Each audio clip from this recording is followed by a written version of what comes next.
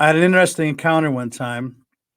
I was in seminary and I was working for a company, a nonprofit called Realizations that worked with families and special needs children. Mostly these were special needs adults. And my job was to find ways to connect them to the community, like to find a career or hobbies or different things like that. And it was a wonderful opportunity to engage some really sweet and cool families. Some of my closest friends in the world are families who have these special needs um, children, and these are young adults. I call them children, but geez, one guy in particular I'm thinking about is 35 years old now, so he's not a child. Um, but anyways, I was working for this company, and I'm in Louisville, Kentucky, and every year they put on a seminar or workshop where it's kind of led by all kinds of adults with special needs, and it's put on to be a forum in some ways. And so I remember sitting inside of one of the seminars, and they go around, they ask you what you're doing, and I tell them that I'm in seminary, I'm going to be a pastor one day, and that I'm at Southern Seminary, and I was definitely in the minority as far as say my religious convictions or political convictions.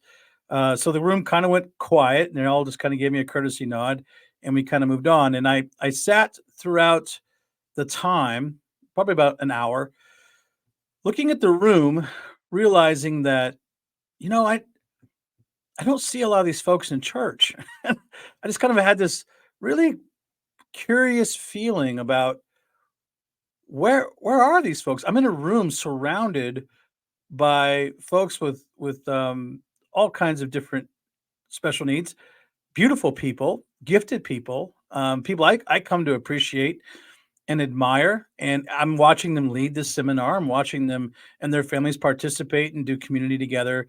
And yet I don't see them inside the church. And so I kind of spent the remaining 45 minutes or so just kind of contemplating this, praying, even asking God, like, why don't we see these families there? And when the thing was done, I was approached by a 63-year-old man who would probably had a cognitive delay or something like that.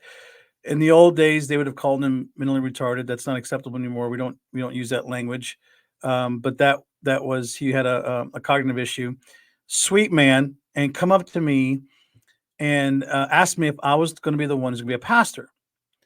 And I said, "Yes, sir." And he said to me, and I kid you not, he said to me, "Pastor, why don't you see people like me in your church?" And my jaw dropped. I was like, "Do what?" And I told him, I said, "Friend, I was just thinking about that very thing in this whole seminar." And he said, "Hey, why don't we do lunch together?" And so I sat down.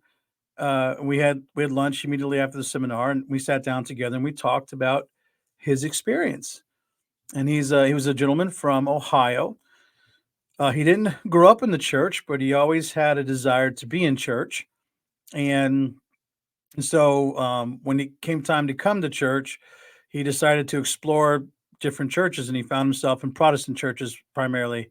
In his experience, the Catholic Church wasn't overly friendly to him, so he tried his hand at a few Baptist churches, non-denominational churches.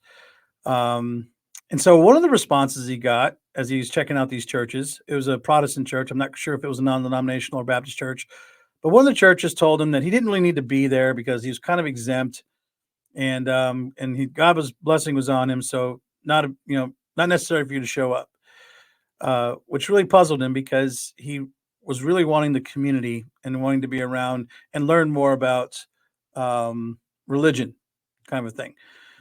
And theologically, that's bad advice. That's bad. So that didn't work for me either. I was listening to that and I thought that was crazy.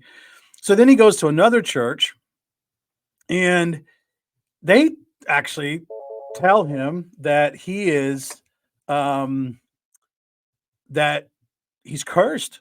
Okay. And I'm sitting there looking at him like, they said, "What?"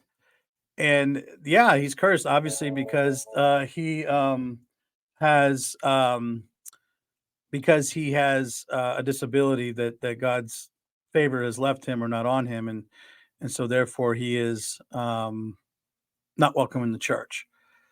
Talk about two extremes, right? Talk about two crazy extremes there. And then somewhere in between there, he didn't use this word, but the word I described was the church was kind of apathetic to um um what his needs were.